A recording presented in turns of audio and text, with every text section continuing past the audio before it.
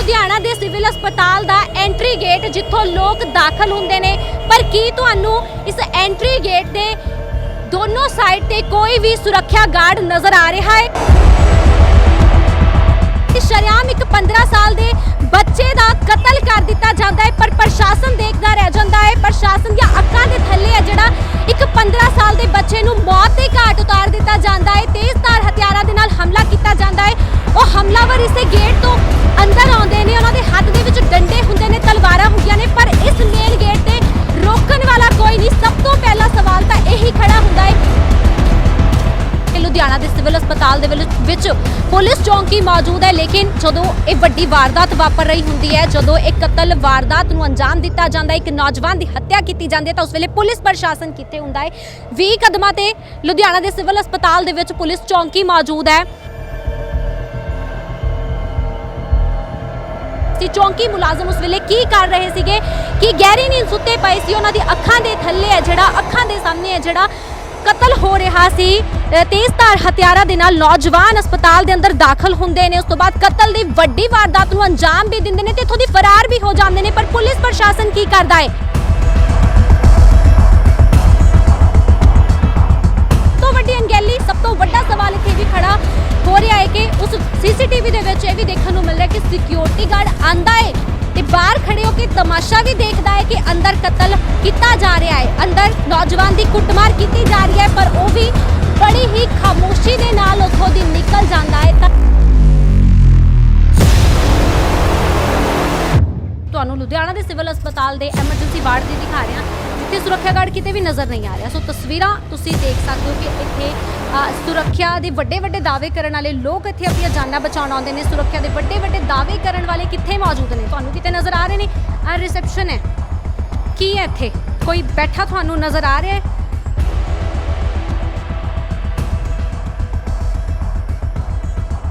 नाबालिग 15 साला बच्चे नूं मौत दे घाट बेरहमी दे नाल मार मार के उतारिया जाता है, तो फिर आखिरकार इसका जिम्मेवार कौन है? कौन देवेगा इसका जवाब कि आखिरकार उस बच्चे की मौत का जिम्मेवार कौन है? कि प्रशासन की अनगेली है? तो इसका जवाब हर कोई मांग रहा है।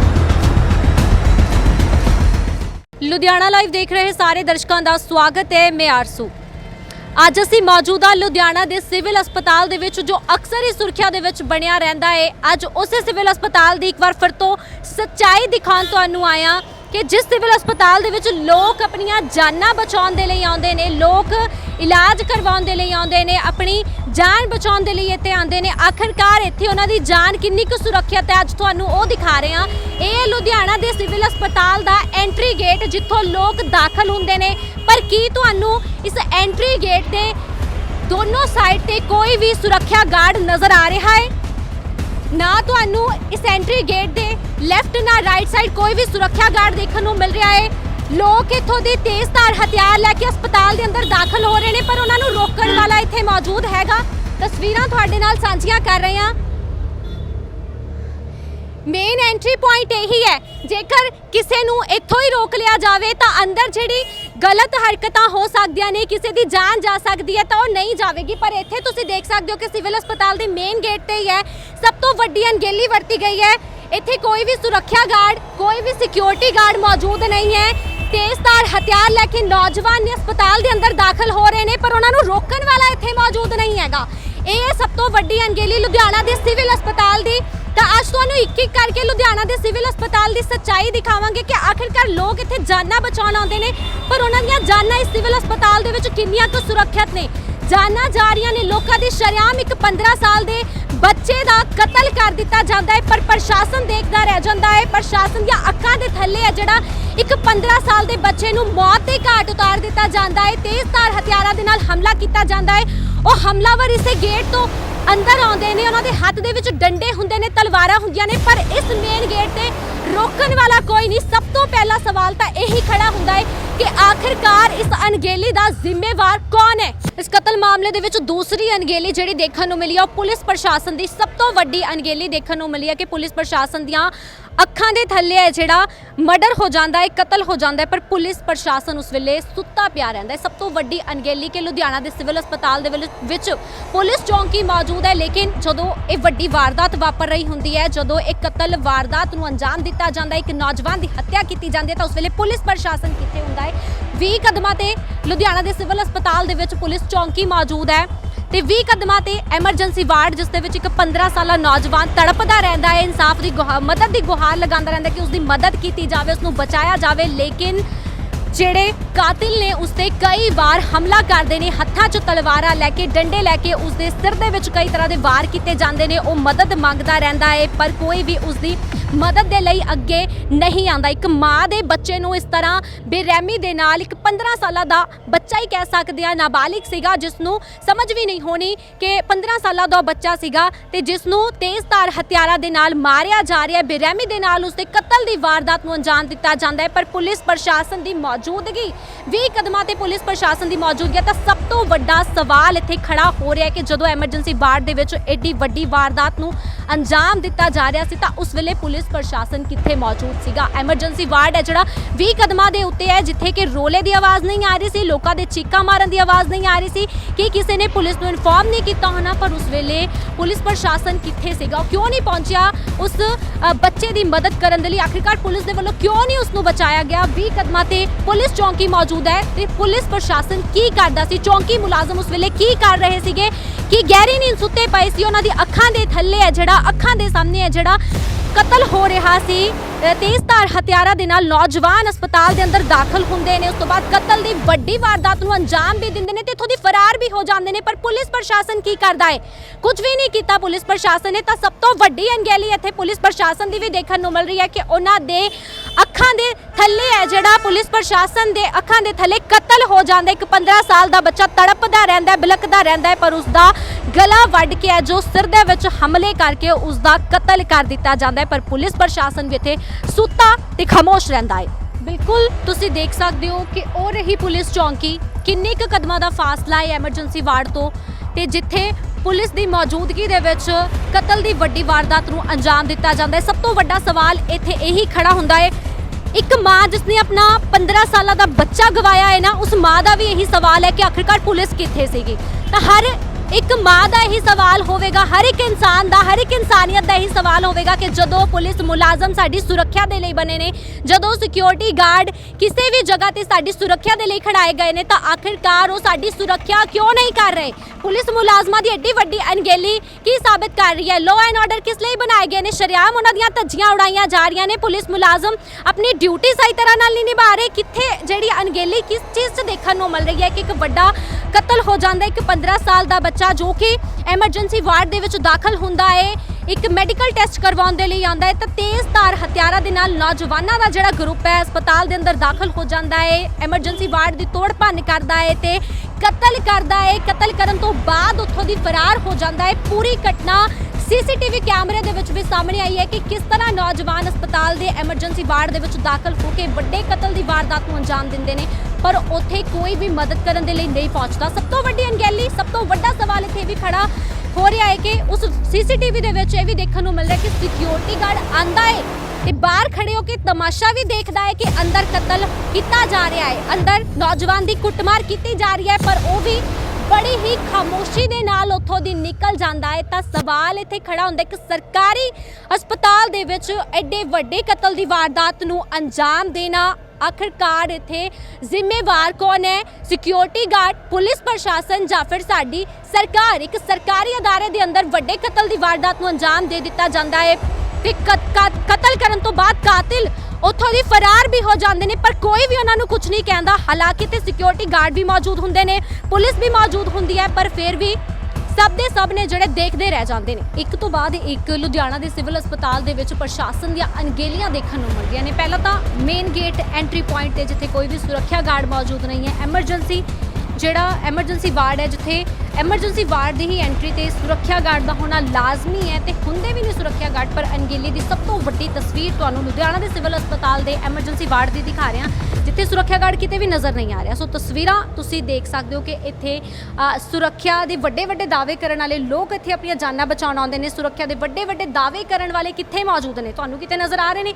ਆ ਰਿਸੈਪਸ਼ਨ ਹੈ, ਕੀ ਹੈ ਇੱਥੇ ਕੋਈ ਬੈਠਾ ਤੁਹਾਨੂੰ ਨਜ਼ਰ ਆ ਰਿਹਾ ਹੈ?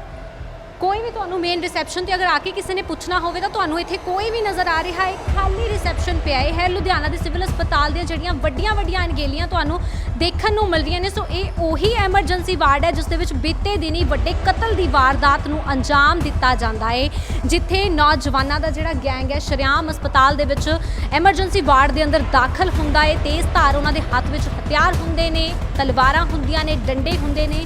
ਐਮਰਜੈਂਸੀ ਵਾਰਡ ਦੇ ਅੰਦਰ ਦਾਖਲ ਹੋ ਕੇ ਇੱਕ ਨੌਜਵਾਨ ਦਾ ਸ਼ਰੇਆਮ ਕਤਲ ਕਰਕੇ ਇੱਥੋਂ ਦੀ ਫਰਾਰ ਹੋ ਜਾਂਦੇ ਨੇ। ਸੋ ਤਸਵੀਰ ਸੀਸੀਟੀਵੀ ਕੈਮਰੇ ਦੇ ਵਿੱਚ ਇਹ ਵੀ ਕੈਦ ਹੋਈ ਹੈ ਕਿ ਸਿਕਿਉਰਿਟੀ ਗਾਰਡ ਮੌਕੇ ਤੇ ਪਹੁੰਚਿਆ ਹੈ।